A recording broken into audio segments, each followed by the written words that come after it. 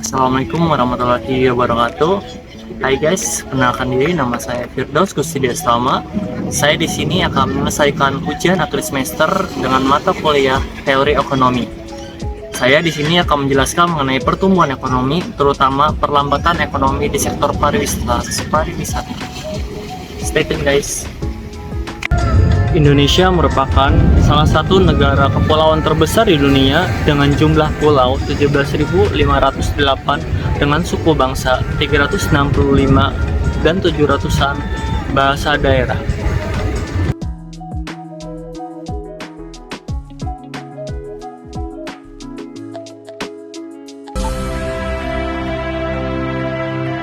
Framelands Music.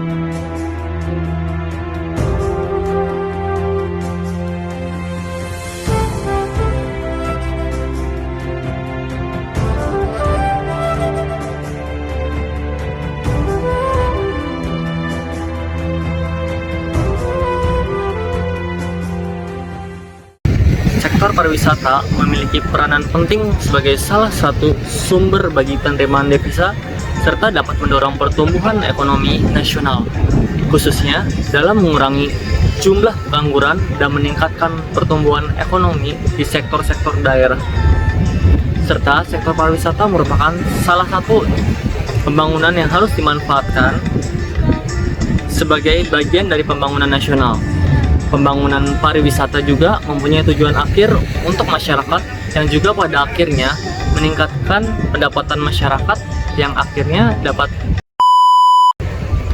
Perkembangan pariwisata juga mendorong dan mempercepat pertumbuhan ekonomi, dan kegiatan pariwisata menciptakan permintaan dan bagi konsumsi maupun investasi dari dalam negeri maupun luar negeri yang menimbulkan kegiatan produksi yang yaitu barang dan jasa.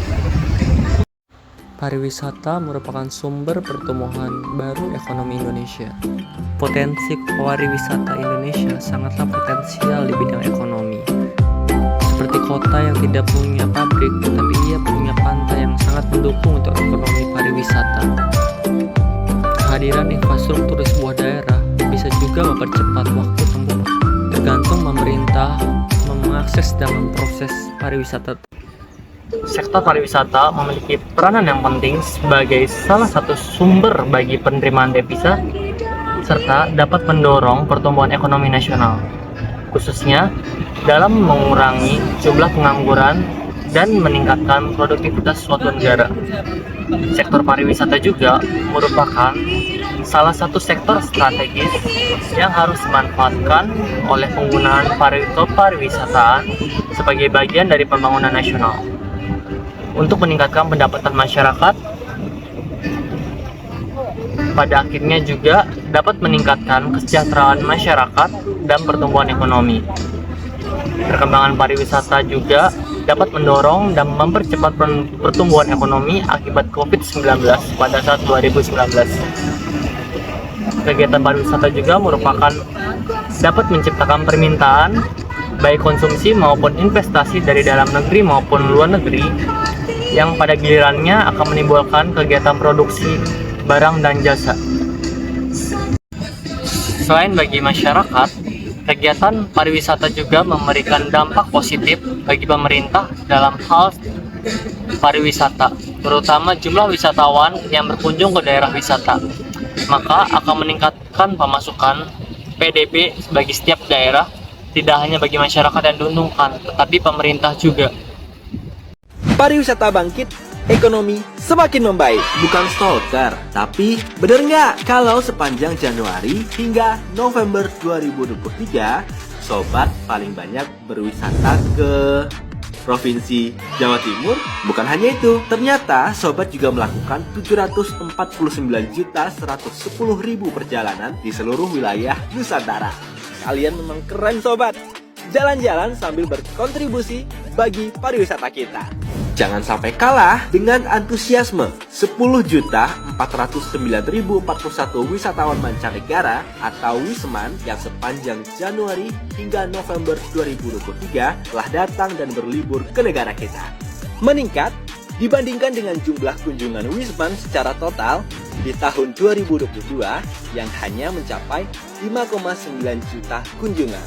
Hal-hal tersebut menunjukkan bahwa pariwisata Indonesia telah bangkit dan pulih. Apalagi, kontribusi PDB pariwisata juga tercatat mencapai angka 3,8% dengan nilai devisa terbesar 10,46 miliar dolar AS per September 2023. Luar biasa besar kan? Apa saja langkah-langkah yang disiapkan untuk semakin mendorong kinerja pariwisata Indonesia? Salah satunya dengan kebijakan insentif likuiditas makroprudensial atau KLM untuk meningkatkan kontribusi perbankan dan memperkuat kegiatan dunia usaha termasuk di sektor pariwisata.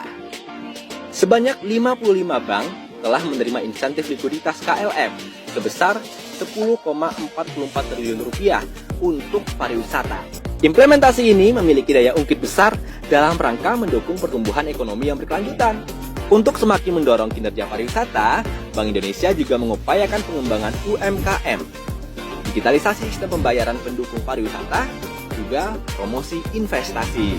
Upaya mendorong kredit ini nantinya bakal turut mendorong aktivitas ekonomi di sektor pariwisata yang juga berdampak bagi pertumbuhan ekonomi nasional. Mantap kan sobat? Selain bangga berwisata di Indonesia, sobat gunakan selalu produk-produk Indonesia ya.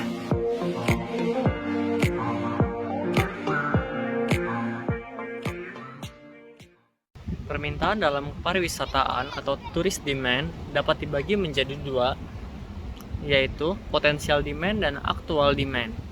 Yang dimaksud dengan potensial demand adalah sejumlah orang yang berpotensi untuk melakukan perjalanan wisata karena memiliki waktu yang luang dan tabungan yang relatif cukup.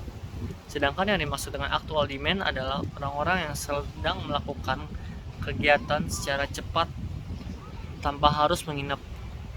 Berdasarkan hasil di atas bahwa industri pariwisata akan mendorong pertumbuhan ekonomi dan sebaliknya pertumbuhan ekonomi akan mendorong tumbuhnya industri pariwisata. Dilihat dari aspek wisatawan sebagai mancanegara dalam konteks teori penawaran dan permintaan pariwisata, maka jumlah kunjungan wisatawan mancanegara termasuk dalam sisi permintaan, besarnya peluang sektor pariwisata dalam mendorong pertumbuhan ekonomi menyebabkan banyak negara-negara yang berlomba dalam mengembangkan kepariwisataan, dalam meningkatkan daya saing pariwisata untuk mendatangkan devisa negara. Berdasarkan hasil estimasi Two Stakes Lab Square dan pembahasan yang telah dikemukakan sebelumnya, maka dapat diambil kesimpulan sebagai berikut. Berpariwisata berpengaruh positif dan signifikan terhadap pertumbuhan ekonomi. Faktor lain juga berpengaruh terhadap pertumbuhan ekonomi adalah angkatan kerja yang bekerja dalam gross peak capital formation, umur harapan hidup, dan school ergonomi primarily pariwisata. Pertumbuhan ekonomi berpengaruh positif dan signifikan terhadap pariwisata, serta implikasi penelitian yang saya lakukan dapat membuktikan bahwa